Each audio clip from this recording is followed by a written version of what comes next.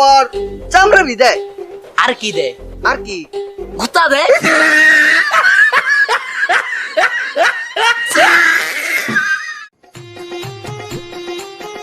না রে বন্ধু, অন্য আর কোনো গরুই আমার পছন্দ হয় না।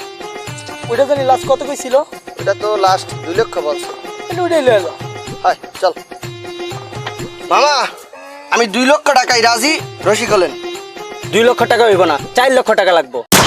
কে আপনি না করেন 2 লাখ? দেরি করে আইছেন, দাম বেড়ে গেছে।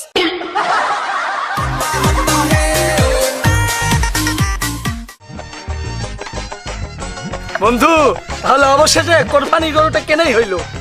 কিন্তু এখন রাস্তা দিয়ে যাবো, মানুষ খালি জাতীয় ডায়লগ বলবে। কোন ডাইলে? এই ভাই কত নেলো? হে ভাই, কত নিল?